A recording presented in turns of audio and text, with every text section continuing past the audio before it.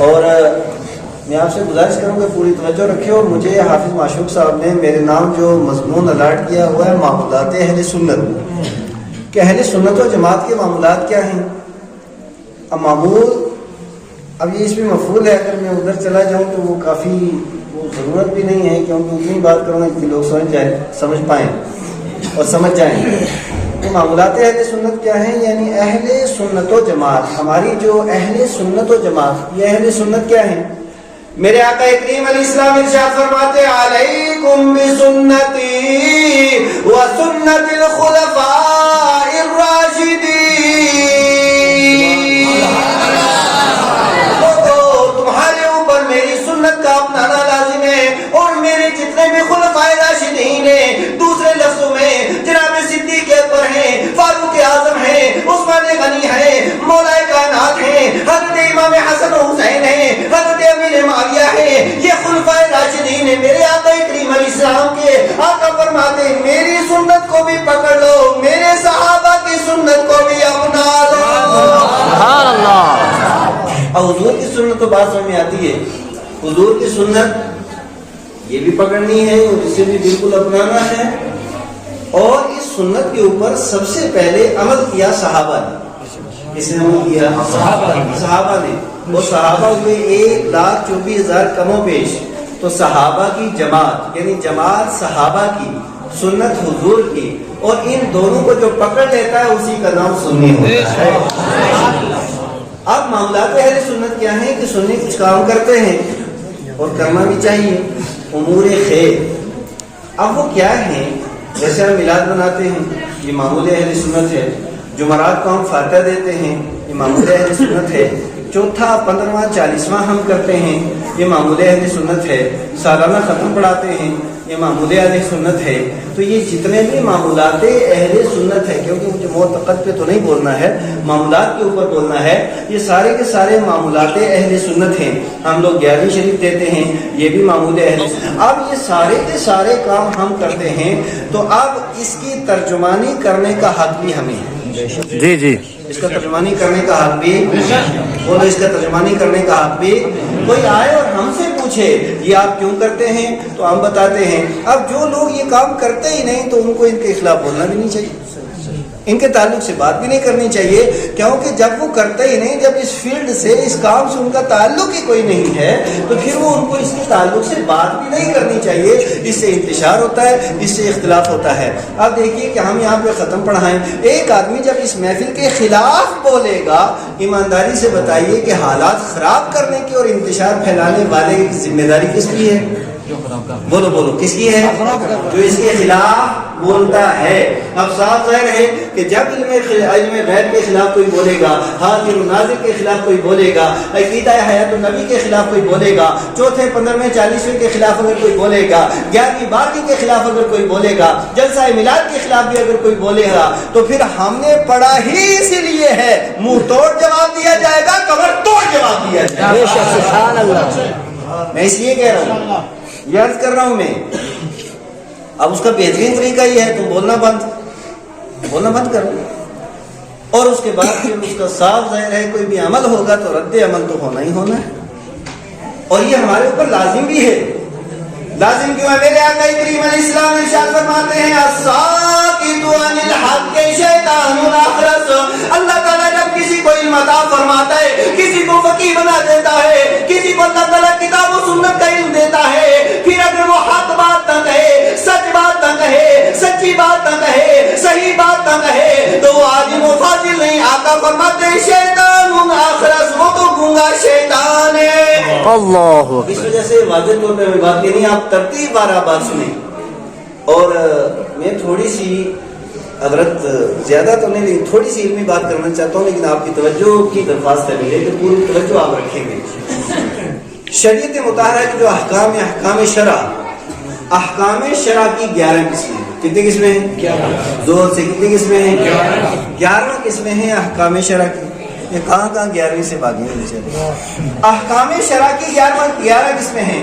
5 وہ جنہیں کرنا ہے، 5 وہ جن سے بچنا ہے، اور ایک درمیان والا چاہے کرو یا نہ کرو. بس اس کی ڈیٹیل اپنے ذہن کے اندر رکھنا. جو کام کرنے ہیں شرعاً وہ ہیں 5 اور جن سے بچنا ہے وہ ہیں 5 اور ایک وہ کہ کرو کہ نہ کرو یہ ہے ان دونوں کے درمیان میں.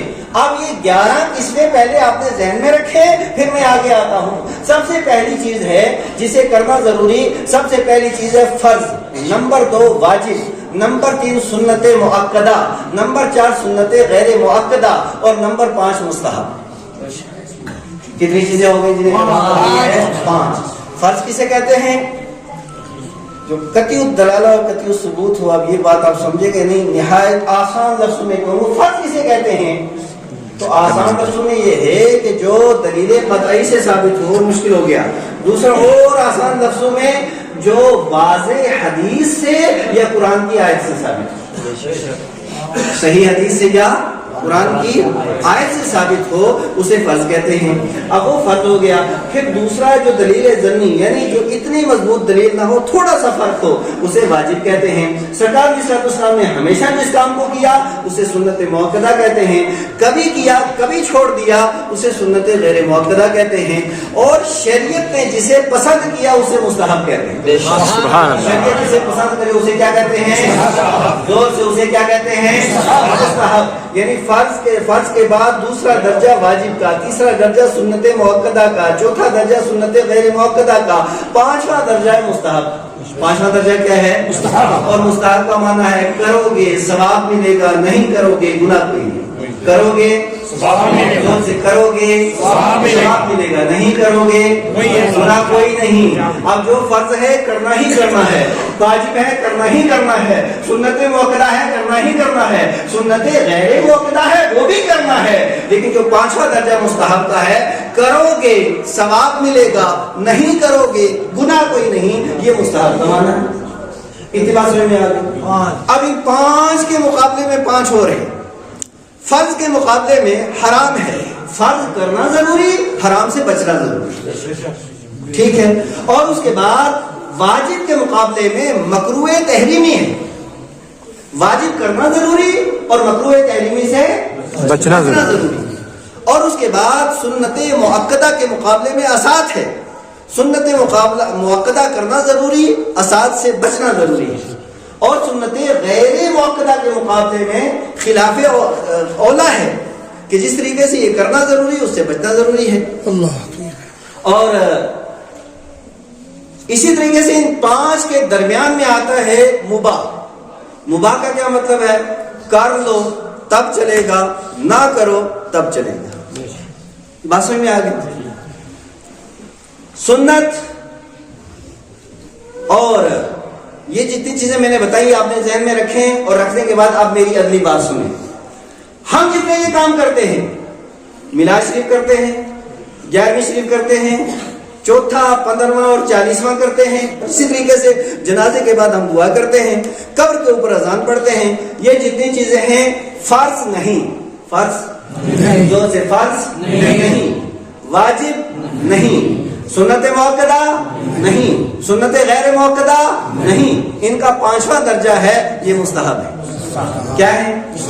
زور سے کیا ہے؟ مستحب. یعنی جنازے کے بعد دعا کرنا مستحب. زور سے بولو کیا ہے؟ مستحب. اور قبر کے اوپر اذان پڑھنا مستحب ہے. چوتھا 15واں 40واں کرنا مستحب. میلاد کا جلسہ کرنا, 11ویں شریف کرنا مستحب ہے. یہ ساری چیزیں کیا ہیں؟ مستحب ہیں. فرض نہیں, واجب نہیں, سنت مؤکدہ نہیں, غیر مؤکدہ نہیں, یہ مستحب ہے. اب جو دلائل فرض کے ہیں وہ الگ ہیں, جو دلائل واجب کے ہیں وہ الگ ہیں, جو دلائل سنت مؤکدہ کے ہیں وہ الگ ہیں, جو غیر مؤکدہ کے ہیں وہ الگ ہیں, اور جو مستحب کے ہیں وہ الگ ہیں. اب ایک شخص آیا, میں اس وقت شین تھا, چھوٹا تھا اس وقت, اور جب بندہ چھوٹا ہوتا ہے نا اس وقت سینہ زوری کچھ زیادہ ہی ہوتی. تو آیا اور آ کر کے ننگے سا نماز پڑھیں گے, ٹوپی رکھ دو, ادب ہے. وہ لے آیا قرآن پاک. ہے جی بتاؤ قرآن کے اندر ٹوپی رکھنا کہاں فرض ہے اور کہاں ضروری ہے؟ میں نے قرآن اس کے ہاتھ سے لیا, اسے چوما, آنکھوں سے لگایا, اس کے ہاتھ میں دیا. میں نے کہا قرآن کھول اور بتا کہ ٹوپی کے بغیر کیسے نماز ہوتی ہے. اسی قرآن سے بتا. اگر ٹوپی رکھنے کا حکم تو قرآن سے ڈانٹ رہا ہے تو تم نے ٹوپی نہیں رکھی نا، اس کا بھی تو دکھا قرآن سے۔ اب اگر کوئی آدمی ان امور خیر کو حرام کہتا ہے تب بھی دلیل دے، مکروہ تحریمی کہتا ہے تب بھی دلیل دے، مکروہ تنزیہ کہتا ہے تب بھی دلیل دے، اساد کہتا ہے تب بھی دلیل دے، خلاف اولا کہتا ہے تب بھی دلیل دے۔ بے شک بے شک۔ اب جناب والا دلیل، اللہ کی عزت کی قسم پورے وثوق کے ساتھ کہتا ہوں، اگر کوئی آدمی قرآن حکیم سے بتا دے کہ چوتھا 15واں 40واں ناجائز و حرام ہے، اللہ کی عزت کی قسم صبح قیامت تک کوئی سنی یہ کام نہیں کرے گا۔ صحیح بخاری سے بتا دو، مسلم، ترمذی، ابو داؤد، ابن ماجہ، بہقی، نسائی، سنن الکبریٰ اور شعب ایمان اور ترغیب و ترہیب، کنز العمال، جتنی کتب احادیث ہیں بتاؤ نا یار، پڑھو نا ایک حدیث۔ لیکن جب اس وقت نہیں وہ پھر لوٹ پھیر کر کے کل بدعت ضلالہ، ہر ایک بدعت ضلالت ہے۔ میں نے کہا جناب اللہ آپ کا وجود مسعود نبی پاک علیہ السلام کے زمانہ اقدس میں تھا ہے جناب والا، میں تو نہیں تھا۔ میں نے کہا اتنی 6 فٹ کی بدعت میرے سامنے کھڑی ہے، جب تیرا وجود بدعت نہیں ہو سکتا تو معمول اہل سنت بھی بدعت نہیں ہو سکتا۔ نعرہ تکبیر، نعرہ رسالت، علماء اہل سنت، معمولات اہل سنت، نعرہ تکبیر۔ اب دیکھیے میں آپ کو یہاں سے شروع کرتا ہوں، جیسے ہم نماز جنازے کے بعد دعا کرتے ہیں، دعا کا فائدہ کیا ہوتا ہے؟ میرا رب فرماتا ہے ادعونی استجب لکم، او میرے بندے ایک کام تیرا ہے، ایک کام میرا ہے، پاک پروردگار عالم تیرا کیا کام میرا کیا کام؟ رب فرماتا ہے بندے دعا کرنا تیرا کام، قبول کرنا میرا کام۔ سبحان اللہ۔ رب تعالیٰ فرماتا ہے دعا کرو، رب تعالیٰ فرماتا ہے دعا کرو۔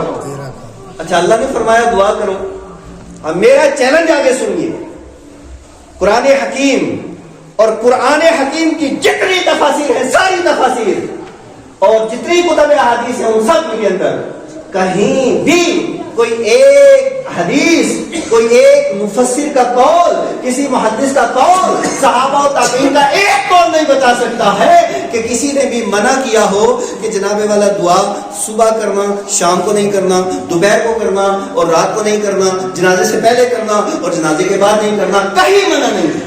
کیا بات ہے؟ جب اللہ نے منع نہیں کیا، رسول اللہ نے منع نہیں کیا، صدیق اکبر نے منع نہیں کیا، فاروق اعظم نے منع نہیں کیا، عثمان و علی نے منع نہیں کیا، صحابہ و تابعین نے منع نہیں کیا، ائمہ مجتہدین نے منع نہیں کیا، فقہاء کرام نے منع نہیں کیا، تو بیوقوف کے بچے تو کیا منع کر رہا ہے؟ جب کسی نے منع نہیں کیا تو دکھانا، چیلنج ہے کھلا، دکھا کا منع کیا۔ جب منع کیا ہی نہیں تو پھر کہہ رہے نہیں جناب والا دعا نہیں کرو۔ یار دعا نہیں کیا، ہم کوئی ڈھول بجاتے ہیں؟ اللہ کی بارگاہ میں عرض کرتے ہیں کہ اللہ اسے بخش دے، یہی تو کہتے ہیں اللہ اسے بخش دے۔ اب دیکھو قرآن حکیم کی یہ آیت کہ دعا کرو، اور یہاں پہ مطلق حکم ہے، اور اٹھا کر کے دیکھیے جتنی بھی اصول کی کتابیں ہیں، نور الانوار اٹھا کر کے دیکھیے، حسامی اٹھا کر کے دیکھیے، ان سب اصول کی کتابوں کے اندر ہے المطلق یجری علی اطلاقہ، کہ مطلق جاری ہوتا ہے اپنے اطلاق پہ، یعنی مطلق کو آپ مقید نہیں کر سکتے۔ مطلق کا کیا مطلب؟ رب نے فرما دیا دعا کرو، اب صبح کرو، شام کرو، دن میں کرو، رات میں کرو، جنازے سے پہلے کرو، جنازے کے بعد کرو، دفن سے پہلے کرو، دفن کے بعد کرو، جب بھی دعا کرو گے دعا کرنا تمہارا کام، قبول کرنا رب کا کام ہے۔ اب اگلی بات سنیے، اب حدیث کا میں حوالہ دے دیا تھا، اور یہ حدیث پاک ابو داؤد کے اندر بھی ہے، ابن ماجہ کے اندر بھی ہے، مشکات المصابیح کے اندر بھی ہے، السنن الکبریٰ کے اندر بھی ہے۔ میرے آقا کریم علیہ السلام ارشاد فرماتے ہیں اذا صلیتم علی المیت فاخلصوا له الدعاء، کہ جب تم میت پہ نماز جنازہ پڑھ چکو، یہاں پہ لفظ اذا ہے شرط، اور آگے ہے فا۔ یہ فا اور اذا کیا ہوتا ہے؟ تو آؤ میں آپ کو بتا دوں کہ فا اور اذا کا مطلب اور معنی ہے کیا۔ رب فرماتا ہے اذا صلیتم، جب تم نماز جنازہ پڑھ چکو، صلیتم ہے فعل ماضی ہے، جب نماز جنازہ پڑھ چکو پھر کیا کرو فوراً؟ دیکھو عربی زبان کے اندر حضور حروف آسا 10 ہے، واو فا سما حتا یما ہو املا بلد ہے، یہ 10 ہے۔ ان 10 میں سے 3 آتے ہیں ساتھ کے لیے۔ کتنے آتے ہیں؟ نمبر 1 واو، نمبر 2 فا، نمبر 3 سما۔ یہ ساتھ بھی تین طرح کا ہوتا ہے. ایک ہوتا ہے بالکل ساتھ ساتھ, ایک ہوتا ہے معمولی سی تاخیر کے ساتھ, ایک ہوتا ہے تھوڑی دیر کے ساتھ. یہ ساتھ کی تین طرح کا ہوتا ہے, تین طرح کا ساتھ ہوتا ہے. جیسے میں اور مولانا بشارت صاحب آئے, یعنی بالکل ساتھ آئے, مسجد کے اندر اکٹھے داخل ہوئے, تو عربی زبان میں کہا جائے گا جاء فاروق و بشارت. لیکن اگر میں تھوڑی دیر بعد آئیے آ کر کے یہاں بیٹھ گئے اور میں دروازے سے داخل ہوا, اب عربی زبان میں کہا جائے گا جاء فاروق و بشارت, کہ فاروق تھوڑی دیر پہلے آیا اور بشارت معمولی سی دیر بعد آیا. اور اگر میں یہاں پہ بیٹھ جاؤں, آدھا گھنٹہ تقریر کر لوں, اس کے بعد بشارت صاحب تشریف لائیں, تو عربی زبان میں کہا جائے گا جاء فاروق ثم بشارت. بات سمجھ میں آ گئی؟ یہ تین طرح کے الفاظ ہیں حدیث شریف کے اندر. واو بھی نہیں حدیث شریف کے اندر, ثم بھی نہیں. حدیث میں فا ہے, مطلب کیا ہوا؟ اذا صلیتم علی المیت فاخلصوا لہ الدعاء, جو ہی نماز جنازہ پڑھ چکو بغیر دیر کیے ہوئے اس کے لیے دعا کرو. سبحان اللہ, تکبیر, اللہ اکبر, رسالہ, یا رسول اللہ, علماء اہل سنہ, مسلک اعلی حضرت. اب اس حدیث پاک کا دوسرا معنی سنیے. حدیث ایسے نہیں آتی بند کوٹھلی میں بیٹھ کر کے حضور محدث کبیر کے بارگاہ میں نظام کا ادب طے کرنا پڑتا ہے. سبحان اللہ, بے شک. نظام الدین صاحب کے پاس حضور جو ہم نے شیوخ الحدیث ان کی بارگاہ میں ہم نے زانو ادب طے کیا, تھوڑی سی بدائی ہے, دعویٰ ہمیں بھی نہیں ہے. سنو اس حدیث پاک کی اور تشریح. آقا فرماتے ہیں جب تم نماز جنازہ پڑھ چکو اب خالصتاً دعا کرو.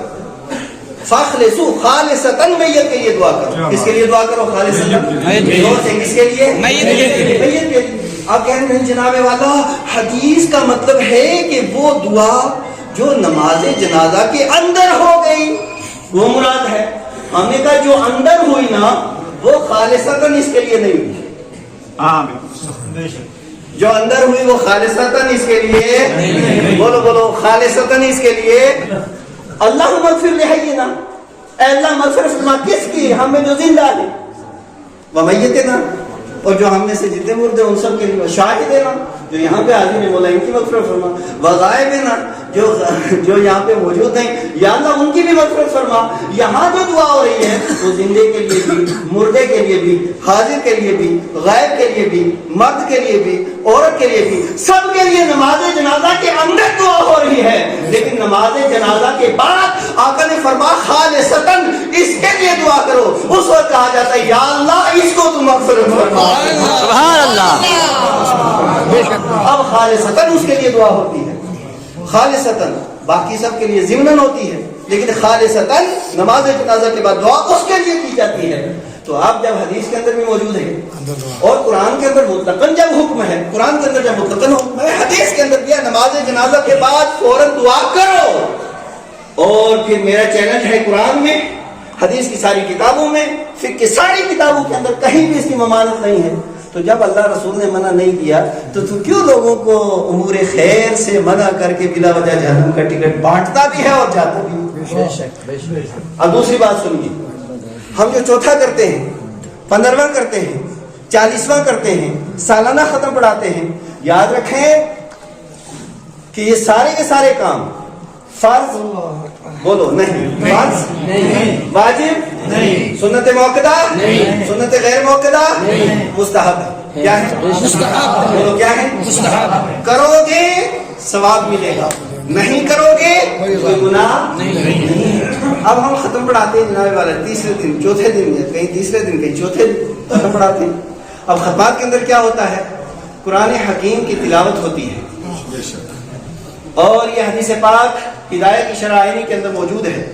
امام ابو الحفظ کبیر فرماتے ہیں, حضرت انس بن مالک حدیث کے راوی ہیں, ایک شخص میرے مصطفیٰ کریم علیہ السلام کی بارگاہ اقدس کے اندر آئے اور آ کر کے عرض کرنے لگے یا رسول اللہ صلی اللہ تعالی علیہ وسلم کہ ہم میں سے اگر کوئی بندہ مر جاتا ہے تو ہم اس کی طرف سے 3 کام کرتے ہیں. کتنے کام کرتے ہیں؟ نمبر 2, اس کی طرف سے ہم حج کرتے ہیں, اور نمبر 2 وندعو لہم, ہم اس کے لیے دعائیں مغفرت کرتے ہیں, اور ایک تو اور تیسری چیز ہم اس کی طرف سے صدقہ و خیرات کرتے ہیں. صدقہ بھی کرتے ہیں, دعا بھی کرتے ہیں, اور اس کی طرف سے حج بھی کرتے ہیں. آگے انہوں نے عرض کی یا رسول اللہ حل یصل الیہم، یہ جو کچھ ہم کرتے ہیں کیا مردوں کو اس کا ثواب ملتا ہے؟ آقا کریم علیہ الصلوۃ والسلام نے ارشاد فرمایا نعم یصل الیہم ویفرحون کما تفرح احدکم بالتبر. آقا ارشاد فرماتے ہیں ہاں صرف پہنچتا تو ہے ہی ہے، لیکن میت کو جب قرآن پڑھ کے کلمہ پڑھ کے اس کی طرف سے حج کر کے اس کی طرف سے صدقہ و خیرات کر کے جب اِیصال ثواب کیا جاتا ہے یہ پہنچتا بھی ہے، اور مردے اتنا خوش ہوتے ہیں اتنا خوش ہوتے ہیں جیسے تم ہدیے سے خوش ہوتے ہو، سبحان اللہ، جیسے تم تحفے سے خوش ہوتے ہو.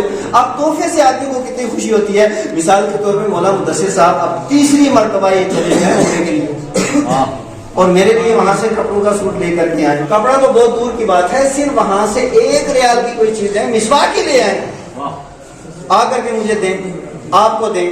ایمانداری سے بتائیے آپ کو خوشی ہوگی کہ نہیں ہوگی؟ اس کی قیمت نہیں دیکھی جائے گی، یہ دیکھا جائے گا میرا دوست کیسا ہے. شہر مکہ میں بھی اس نے مجھے یاد رکھا.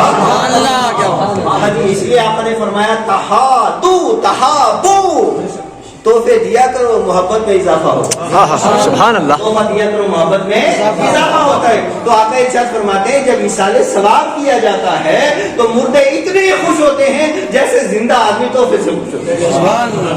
اور تحفے سے خوش ہوتا ہے. اگلی سنیے حضرت، اور یہ حوالہ نوٹ کریں، مرقات المفاتیح شرح مشکات المصابیح، اور اس کے مصنف حضرت ملا علی قاری رحمۃ اللہ تعالی علیہ. آج سے 500 سال پہلے عالم دین، ان کا وصال ہو گیا، وہ بریلی شریف پڑھنے نہیں آئے تھے. وہ اس میں لکھتے ہیں ایک بہت حماد مکی بہت بڑے محدث گزرے ہیں، فقیر بھی ہیں، محدث میں ولی اللہ بھی ہیں. وہ شہر مکہ میں آئے اور اس کے بعد انہیں نیند آ گئی تو اللہ اللہ سیدھے گئے جا کے قبرستان میں سو گئے. کہاں سے؟ قبرستان میں. قبرستان میں ایک قبر کو سامنے رکھا، سو گئے. اتنے میں کوئی لوگ آ رہے ہیں جا رہے ہیں، آ رہے ہیں جا رہے ہیں ایک دم. تو کہہ رہے میں ڈر گیا. میں نے ایک شخص سے پوچھا اقامت القیامہ، قیامت قائم ہو گئی؟ اس نے کہا اللہ قیامت تو قائم نہیں ہوئی. کہا قیامت قائم نہیں ہوئی تو پھر یہ دوڑ بھاگ آنا جانا لینا دینا یہ کیا ہے؟ ہائے ہائے. انہوں نے کہا ان من اخواننا قرأ قل هو الله احد وجعل ثوابها الینا. سبحان اللہ. سبحان اللہ. نقسمه منذ سنة، کہ 1 سال پہلے ہمارا ایک بھائی اس قبرستان میں آیا تھا، ایک مرتبہ اس نے قل هو الله احد پڑھ کر کے اس کا ثواب ہمیں پہنچایا تھا. 1 سال ہو گئے اس کا ثواب ہم تقسیم کر رہے، ختم نہیں ہو رہا.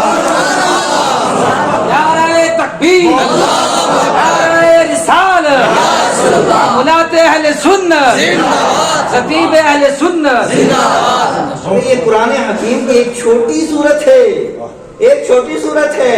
تو ایک صورت پڑھ کر کے ثواب پہنچایا جائے، ہزاروں مردوں کو 1 سال تک ثواب ختم نہ ہو، تو پورا قرآن حکیم پڑھ کر کے جب کسی کو ثواب پہنچایا جاتا ہے، اگر وہ جہنم کے اندر بھی ہو اللہ اپنی رحمت سے نکال کر کے جنت عطا فرماتا ہے. سبحان اللہ. سبحان اللہ.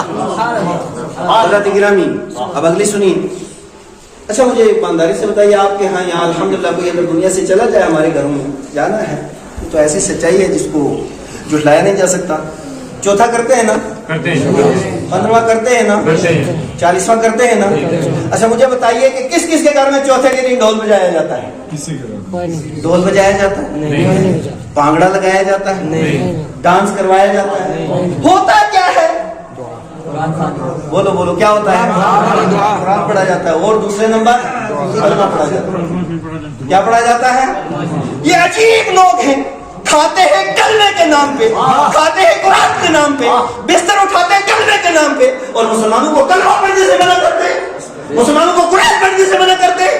اس لیے کہ انہیں اچھے طریقے سے علم ہے، ہمیں تو جہنم میں جانا ہی جانا ہے، ان کو بھی ساتھ لے کر کے جائیں. سنو کلمہ شریف اور مرقات المفاتیح شرح مشکات المصابیح کے اندر یہ روایت موجود ہے.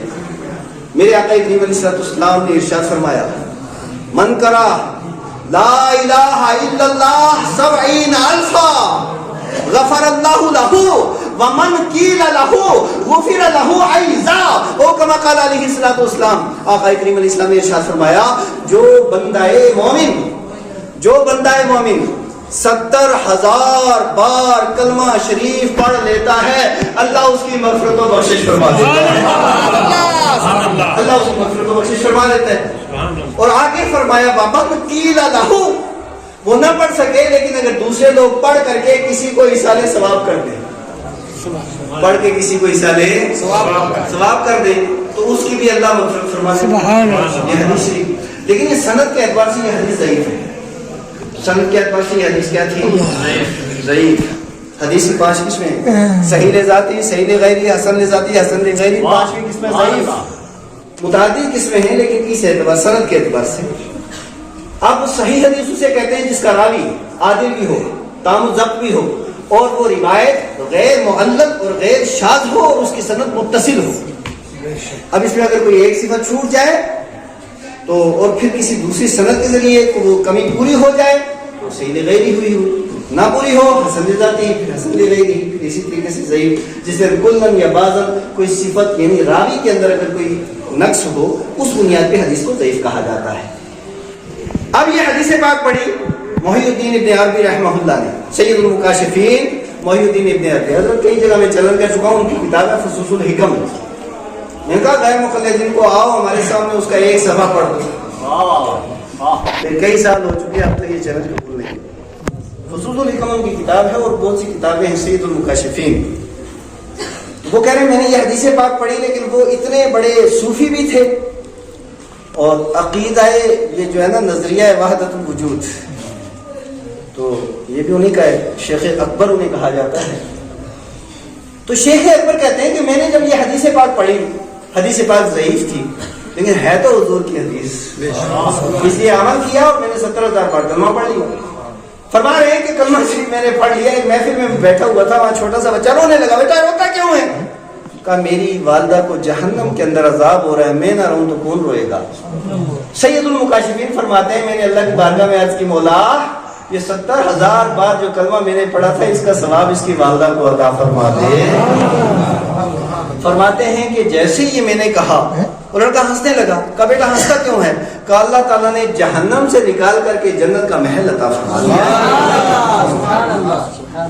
آگے فرماتے ہیں عرفتو صحت الحدیث بے کشف ہی و عرفتو کشف بے صحت الحدیث، یہ حدیث صحیح ہے ضعیف نہیں، اس کے کشف سے مجھے پتہ چل گیا، اور بندہ صحیح صوفی اور صحیح ولی ہے، فراڈی نہیں، حدیث کے ذریعے مجھے پتہ چلا۔ حضرات گرامی اب اس حدیث پاک سے کیا مرتبہ یعنی کلمہ شریف 70,000 بار پڑھو۔ الحمدللہ ہمارے ہاں چوتھے میں، 15ویں میں، 40ویں میں کیا پڑھا جاتا ہے؟ ذرا مل کے پڑھیں، حق لا الہ الا اللہ، لا الہ الا اللہ، لا الہ الا اللہ، لا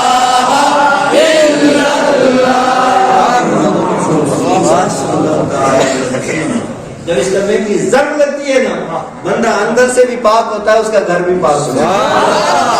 اتنا شریف پڑھا جاتا ہے۔ اور سنو آگے مرکات المفاتیح شرح مشکات المصابیح کے اندر یہ روایت بھی موجود ہے۔ حضرت امام احمد بن حنبل رضی اللہ تعالیٰ عنہ وہ ارشاد فرماتے ہیں اذا دخلتم المقابر فقرؤوا سورۃ الفاتحہ وقل هو اللہ احد، کہ یہ فرماتے ہیں کہ جب بھی قبرستان میں جاؤ سورہ فاتحہ پڑھو، قل هو اللہ احد پڑھو، وجعلوا ثوابها الیہم، اور اس کے بعد اس کا ثواب مردوں کو پہنچا دو، اللہ تبارک و تعالی اس کے بدلے میں ان کی مغفرت فرماتا ہے۔ حضرات گرامی قدر میں آپ سے یہ عرض کروں اب اگلی بات، وہ کہتے ہیں نہیں جناب والا کلمہ پڑھنے میں ہمارے اختلاف نہیں ہے، ہمارا تو قرآن پہ اختلاف نہیں ہے۔ ہم نے کہا کس پر اختلاف ہے؟ ہاں جی اس پر اختلاف ہے کہ چوتھے ہی دن کیوں، 15ویں ہی دن کیوں، 40ویں ہی دن کیوں؟ تو ہم کہتے ہیں کوئی بات نہیں، ہم چوتھا کرتے ہیں، تم 5واں کر لیا، جھگڑنے کون سی بات ہے یار؟ ہم 15ویں دن پڑھاتے ہیں، تم 16ویں دن پڑھا لیا کرو، ہم 40واں کرتے ہیں، تم 45واں کر لیا کرو، لیکن کرنا ہے نہیں، کرنا نہیں ہے، صرف اعتراض کرنا ہے۔ یہ چوتھے ہی دن کیوں؟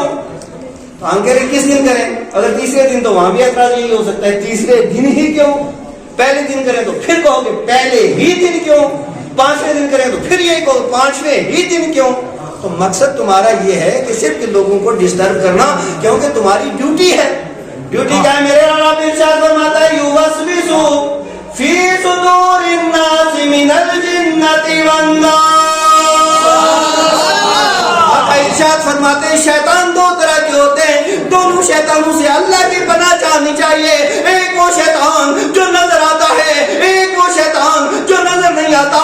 یہ نظر آنے والا یہ بھی لوگوں کے دلوں میں وسوسے پیدا کرتا ہے، جو نظر نہیں آتا وہ بھی لوگوں کے دلوں میں وسوسے پیدا کرتا ہے.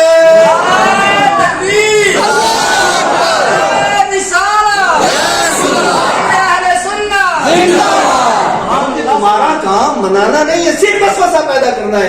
جی 11ویں کا تو ثبوت ہی کہیں نہیں ہے، 12ویں کا تو ثبوت ہی کہیں نہیں ہے، 30ویں 10ویں 40واں کا ثبوت ہی کہیں نہیں، 4تھے 15ویں 40واں کا ثبوت ہی کہیں نہیں ہے. صرف وسوسہ پیدا کرنا تاکہ لوگ جس طرح ہم ڈلمل یقین ہے لوگ بھی اس طرح ڈلمل یقین ہو جائے. بس یہی مقصد ہے، اور تو کوئی مقصد نہیں. آپ سنو، دیکھو وقت متعین کرنا پڑتا ہے. ایمانداری سے بتائیے آج کل اسکول کس ٹائم کھلتے ہیں؟ گرمیوں میں 8 بجے. سردیوں میں کب کھلتے ہیں؟ 10 بجے. آج تک انہوں نے فتویٰ دیا کہ یہ جو تعین کیا ہے ناجائز و حرام. تجھے اسکول کھلتے ہیں وہاں ناجائز و حرام کام نظر آتا. D C S P office کھلتا ہے وہاں ناجائز و کام، یہ وقت انہوں نے متعین کر دیا وہاں ناجائز و حرام نہیں. کیوں کہ پتا ہے جو ہی فتویٰ دوں گا ڈھنڈے پڑے گدے کہیں کہ گورنمنٹ نے متعین کر دیا، گورنمنٹ نے متعین کر دیا، تو نے مان لیا.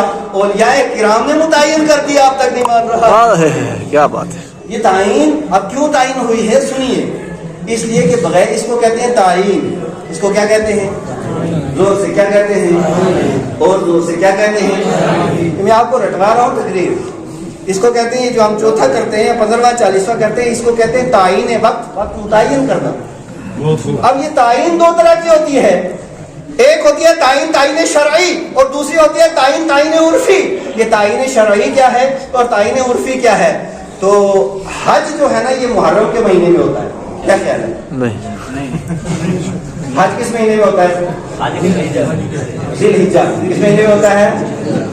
پہلی ذی الحجہ کو آرام سے حج ہو سکتا ہے.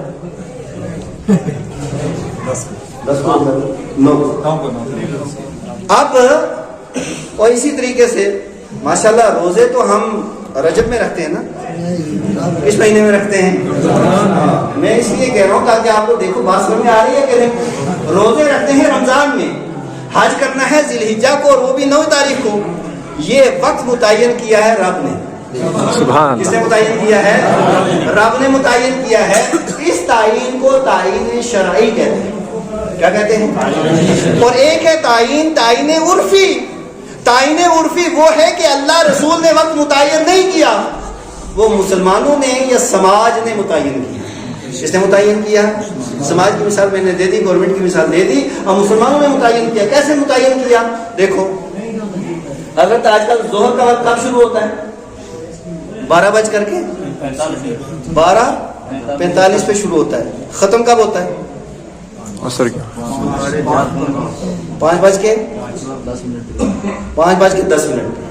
12 آج کی تاریخ میں 12:45 پر ظہر کا وقت شروع ہوتا ہے.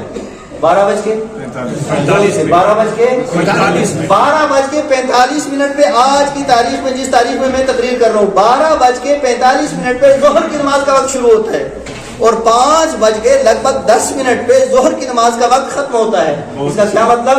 اس کا مطلب یہ ہے 1 بجے پڑھ بھی سکتے ہو، 1:30 بجے پڑھ سکتے ہو، 2 بجے پڑھ سکتے ہو، 2:30 بجے پڑھ سکتے ہو، 3 بجے پڑھ سکتے ہو، 3:30 پڑھ سکتے ہو، 3:45 پڑھ سکتے ہو، 4 بھی پڑھ سکتے ہو، 4:15 بھی پڑھ سکتے ہو، 4:30 بھی پڑھ سکتے ہو، 4:45 بھی پڑھ سکتے ہو، 5 بھی پڑھ سکتے ہو، اور 5:05 پر بھی ظہر کی نماز پڑھ سکتے ہو. یہ تو شریعت نے بتایا. اب ان کی جتنی مسجدیں ہیں ان میں ظہر کا نماز کا وقت ایک دن ہوتا ہوگا 1 بجے، کیونکہ وقت کی تعین تو حرام ہے نا ان کے ہاں. 1 بجے ہی کیوں؟ 1:30 بجے ہی کیوں؟ 2 بجے ہی کیوں؟ کیونکہ حرام تمہارے یہاں ہے، ہمارے یہاں نہیں ہے. ہم تو وقت میں ادا کریں گے. اور تم پڑھو ایک دن 1 بجے، دوسرے دن 1:30 بجے، تیسرے دن 2 بجے، چوتھے دن 3 بجے، 5ویں دن 4 بجے، 6ویں دن 5 بجے، تاکہ لوگ کہیں کہ پکے پاگل رہتے اس مسجد میں. بولو کہیں گے کہ نہیں کہیں؟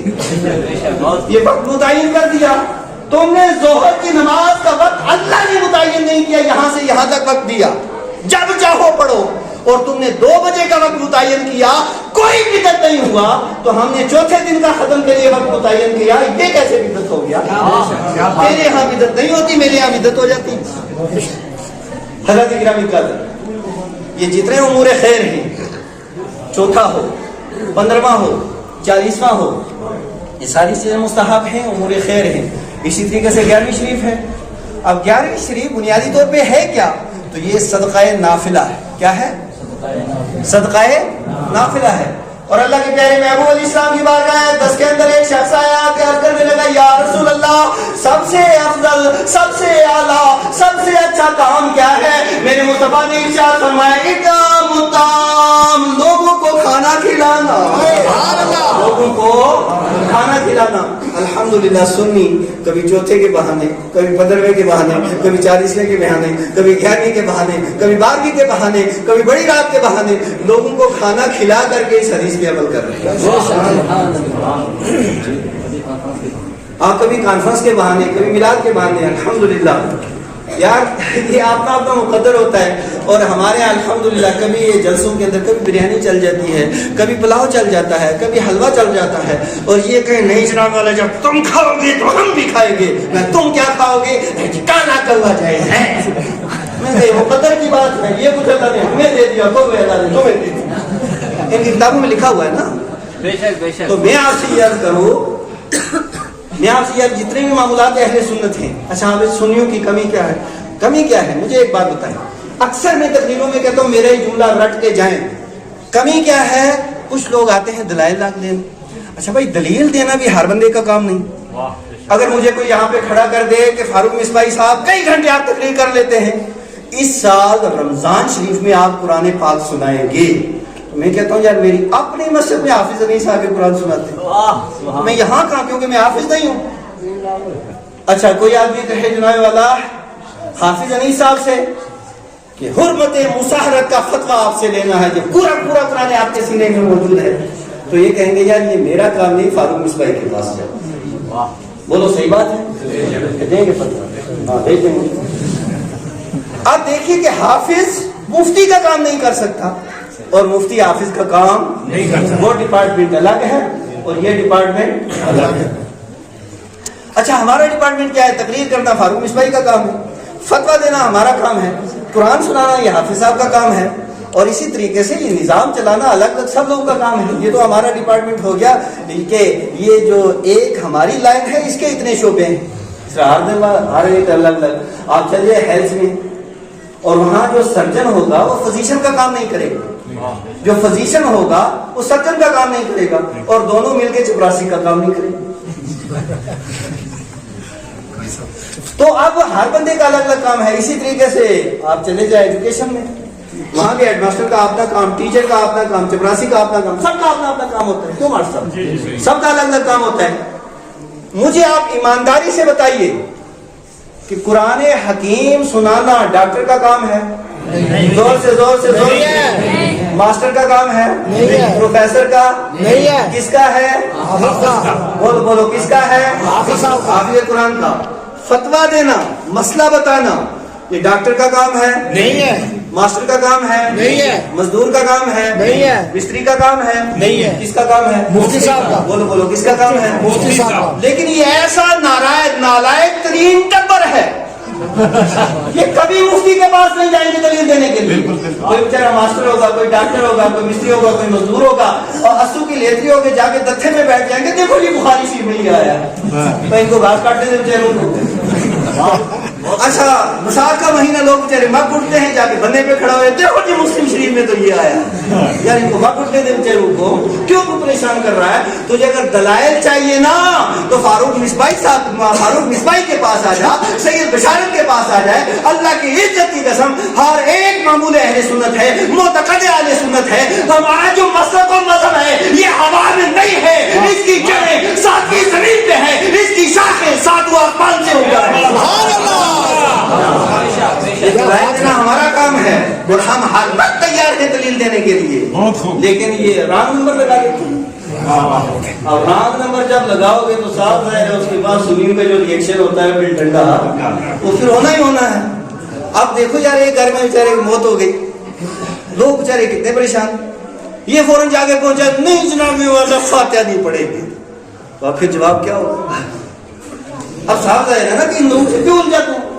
اس وجہ سے میرے پیارے اسلامی بھائیوں, جتنے معاملات اہل سنت ہیں الحمدللہ اس کی اصل کتاب و سنت کے اندر موجود ہے, اور اس کے باوجود دلائل ہونے کے باوجود بھی ہم زیادتی سے کام نہیں لیتے, اسے فرض نہیں کہتے, واجب نہیں کہتے, سنت موقدہ نہیں کہتے, غیر موقدہ نہیں کہتے, مستحب کہتے ہیں. یہ سب کام کرو گے ثواب ملے گا, کرو گے تو ثواب ملے گا, نہیں کرو گے تو. اچھا کچھ لوگ کہیں گے نا والا پھر اختلاف ہی کیا ہوگا, نہیں کرو گے وہ نہیں کرتے. ہم کہیں اس بنیاد پہ اختلاف نہیں, کوئی کرے یا نہ کرے اس پہ اختلاف نہیں ہے. اختلاف اس بات پہ ہے کچھ کرتے ہیں اور یہ کرنے نہیں دیتے, کرتے ہیں اور کرنے نہیں دیتے. لوگ کلمہ پڑھنا چاہ رہے ہیں اور یہ پڑھنے نہیں دیتے, لوگ قرآن پڑھنا چاہ رہے ہیں یہ پڑھنے نہیں دیتے, لوگ اللہ کی بارگاہ میں ہاتھ اٹھانا چاہ رہے ہیں یہ اٹھانا نہیں دیتے, لوگ میت کو ثواب پہنچانا چاہ رہے ہیں یہ پہنچانے نہیں دیتے. جب یہ نہیں دیتے تو صاف ظاہر پھر تو اختلاف ہوگا نا. تجھے اگر اعتراض کرنا آتا ہے تو ہمیں الحمدللہ جواب دینا بھی آتا ہے. اور پھر یہ جو کہہ رہے بدعت بدعت, یہ مجھے بتائیں بخاری مسلم ان کی مسجدوں کے اوپر مینار ہے, بولو بولو, ان کی مسجدوں پہ ہمارے کو ہے یہ نا, ہمارے یہاں تو الحمدللہ ہر چیز کا معنی ہے. 50,000 کروڑ روپے کا اعلان, ایسے تھوڑا تھوڑا کرتے ہوئے آپ 50,000 کروڑ, پتہ کتنا بنتا ہے. وہ انعام دیں گے جو یہ بتا دے بخاری شریف میں کہ مینار بنانا حضور کی سنت ہے. واہ, ترمذی میں بتایا, ابو داؤد میں بتایا, ابن ماجہ میں بتایا, بہقی میں بتایا, سیاستہ میں بتایا, مینار بنانے کا حکم ہو حدیث کی کتابوں میں. اللہ کی عزت کی قسم قیامت آ جائے گی, مینار بنانے کا ثبوت یہ حدیث کی کتاب سے نہیں دے سکتے ہیں. اس کے باوجود صرف بدعت کے اوپر تو عمل کر رہے ہیں. اور یہ جو محراب ہے یہ بدعت ہے جو آگے بات. اصل محراب تو صرف درمیانی مسجد کو محراب کہا جاتا ہے. اب تمہاری مسجد بھی بدعت سے خالی نہیں, اور تو یہ لفظ سنیوں پہ استعمال کرتا ہے. حضرت گرامی قدر, میں آپ سے یاد کر رہا ہوں, چلو خیر یہ باتیں تو ہوئی. اس جامعہ اصل میں کچھ لوگ جو ہے وہ کنسیشن چاہتے ہیں, عادت مانگے نا 8 شرکت. دیکھو میں آپ کے سامنے المستدرک للحاکم کے اندر یہ حدیث موجود ہے. اللہ کے پیارے محبوب علیہ السلام نے ارشاد فرمایا, اللہ کے حضرت عثمان غنی رضی اللہ تعالیٰ عنہ کا زمانہ اقدس کے بارے میں راوی کہتے ہیں کہ کان الناس یصلون فی زمان عثمان 20 رکعتن, سارے کے سارے صحابہ و تابعین حضرت عثمان غنی کے زمانے میں 20 رکعت نماز تراویح ادا کرتے تھے. صداقتیں بھی پڑھی ہے, صدیق اکبر, فاروق اعظم, عثمان غنی, مولا کائنات. اچھا ایک بار جناب کیا ہوا, میں اس وقت جامعہ شفیع ورپور میں زیر تعلیم تھا. ایک شخص آیا وہاں شیدرا بیٹھا ہوا, تو ادھر سے ماسٹر صاحب بیچارہ دوڑتے دوڑتے آئے ایک دم ہاں ہو کے, ایسے آپ 20 رکعت نماز تراویح پڑھاتے ہیں؟ میں نے کہا بالکل پڑھاتا ہوں. میں نے کہا تیری صحت کل تک تو ٹھیک تھی, آج کیا ہو گیا؟ جناب وہاں ایک بزرگ بیٹھے ہوئے دکان پہ, اور وہ کہہ رہے ہیں تراویح 8 رکعت ہے اور قرآن میں لکھے ہوئے. میں نے کہا یا اللہ, میں نے قرآن ترجمہ بھی پڑھا ہے اور جلالین بھی, اور اس کے علاوہ چلو جہاں تک ہے, لیکن ہمیں وہ آیت نظر نہیں آئی, ہمارے استادوں کو نظر نہیں آئی, اس بیچارے کو کہاں نظر آ گئی. میں گیا ان کے پاس, وہ کبھی ادائیں دیکھے, کبھی بائیں دیکھے, کبھی اوپر دیکھ, کبھی نیچے دیکھے. اچھا خاصا لوگوں کو میں بیوقوف بنا رہا تھا, یہ مصیبت کہاں سے آ گئی. اب صاحب ظاہر ہے اس کے بعد سنیوں کا ریئیکشن کیا ہوتا ہے تو آپ کو پتہ ہی ہے نا. وہ کہہ رہے ہیں ہمارے مولوی صاحب آ گیا, بتاؤ. میں نے کہا بتاؤ کون سی آیت ہے جس میں یہ حکم ہے کہ تراویح 8 رکعت ہے, وہ بتائے نا. میں نے جب اصرار کیا تو کافی دیر کے بعد اس نے پڑھا ما آتاکم الرسول فخذوہ وما نہاکم عنہ فانتہوہ. اس کا ترجمہ کر رہا تھا تراویح 8 رکعت. یہ آیت پڑھ کے تراویح, آپ لوگوں کو کیا پتا, تو دنیا نا. اور اس کا ترجمہ ہے ما آتاکم الرسول, رسول تمہیں جو دیں اسے لے لو, جس سے منع فرمائے اسے باز رہو. ترجمہ یہ تھا, وہ یہ آیت پڑھ کے ترجمہ کر رہا تھا تراویح 8 رکعت. اس کے بعد میں نے اس کو اٹھایا, اپنے مدرسے میں لایا, میں نے 5 حدیثیں سنائی, 5 حدیثیں سنائی جس میں یہ حکم موجود ہے کہ تراویح جو ہے وہ 20 رکعت ہے. تو وہ کہتا ہے جی چلو ہوں ہی کدھر ثبوت لے آؤں گا. اس بات کو ہو گئے ہیں 20 سال. میرے خیال آپ بیچارے کی ہڈیاں بھی گل نہیں ہوں گی, ثبوت نہیں آیا آج تک اور آئے گا بھی نہیں. حضرات گرامی قدر, یہ جتنی چیزیں ہیں سنیو, اللہ کی عزت کی قسم, کوئی گھبرانے کی ضرورت نہیں, پریشان ہونے کی ضرورت نہیں. جو کوئی اعتراض کرے تو اس کو کہو کرایہ میرا, کھانا بھی میری طرف سے, آؤ اکٹھے چلتے ہیں. فاروق مصباحی جواب دے گا, لاؤ میرے پاس, بیٹھیں گے, دکھائیں گے, ہمارے پاس کتابیں موجود ہیں الحمدللہ, یہ ان کا جواب ہے, ان سے ہوگا. اس وجہ سے لیکن اگلی بات بھی لکھا لو, کبھی آنے کے لیے تیار نہیں ہوگے, کیوں کہ وہ جا کے بننے پہ بیٹھ کر کے انہیں حدیث سنانا آتا ہے. اس وجہ سے میری ہاں یہ دو عیدہ. دیکھو ایک بات میں آپ کو بتاؤں, دنیا کا کوئی ایسا نکاح ہے ہی نہیں جو 2 عیدوں کے درمیان نہ ہو. دنیا کا کوئی نکاح, نہ ہمارا, نہ آپ کا, نہ ہمارے باپ دادا کا, ہوئے زمین پر کوئی نکاح ایسا نہیں جو 2 عیدوں کے درمیان میں نہ ہو. جیسے ادھر عید الفطر آتی ہے, ادھر عید الاضحیٰ آتی ہے, یہ درمیان میں ہے. اسی طرح جیسے یہ عید الاضحیٰ پھر آگے عید الفطر آتی ہے نا, تو درمیان میں تو وہ بھی ہو گیا نا. اب یہ ہے کہ ادھر تھوڑا کم وقت ہے, ادھر تھوڑا زیادہ وقت ہے, اتنی بات ہے نا. یہ مطلب نہیں ہے. مطلب کیا ہے وہ بھی بتاتا ہوں. ایک عید ہے سال کی اور ایک عید ہے ہفتے کی. ایک عید ہے سال کی اور دوسری عید ہے ہفتے کی. ہفتے کی عید کو جمعہ کہتے ہیں, ہفتے کی عید کو کیا کہتے ہیں, اور سال کی عید کے 2 نام ہیں, عید الفطر اور عید الاضحیٰ. ایک سال کی عید اور ایک ہفتے کی عید. اب اگر کسی دن ایسا ہو جائے کہ ہفتے کی عید بھی اسی دن اور سال کی عید بھی اسی دن, تو فقہا فرماتے ہیں لا نکاح بین العیدین, جمعے اور عید کے درمیان اتنا کم وقت ہوتا ہے, اس میں نکاح کی تقریب مت رکھو. سبحان اللہ, نکاح کی تقریب سبحان اللہ, سبحان اللہ. لوگوں کو جہاں مصروف رکھ لو گے تو ان کی نماز جمعہ قضا ہو جائے گی. مطلب یہ تھا. اور یہاں لوگوں نے کھینچا تانا اور لے آئے عید الفطر اور عید الاضحیٰ کے درمیان اگر نکاح ہوا تو 2 عیدہ ہو جائے. یار ہم تو تیار ہیں اسی کے درمیان کروا دو. شریعت میں 4 کا حکم ہے نا, اور بڑی خطرناک جگہ یہ بات میں کہہ رہا ہوں. تو یہ میں نے یہ صرف میں نے ایسے بطور تفنن یہ بات کہی ہے. میں یہ عرض کروں کہ کوئی حرج نہیں ہے, کوئی حرج اس میں شرعاً کوئی حرج نہیں ہے, بالکل نکاح کر سکتے ہیں. اور کوئی بھی آدمی اس طرح کی باتیں بالکل ذہن میں نہ آ رہا ہے. یار سیکھو خدا کا واسطہ, دین سیکھو, دین سیکھو, دین سیکھو, قرآن سیکھو. آج اللہ تعالیٰ نے علم بھی تعام کیا, یہ حافظ و قاری یہاں سے فارغ کر کے دنیا کو علم سکھا رہے ہیں. اور چھوٹا ہو, بڑا ہو, ادنا ہو, اعلیٰ ہو, ہر آدمی کو مسجد کے اندر آنا چاہیے, دین سیکھنا چاہیے. اللہ تبارک و تعالیٰ ہمیں سننے سے زیادہ عمل کی توفیق عطا فرمائے. مجھے بہت دل خوش ہوا, میں آپ سے معذرت خواہ بھی ہوں, تھوڑا سا ٹائم میں نے زیادہ لے لیا. زندگی باقی, ملاقات باقی. وآخر دعوانا الحمدللہ.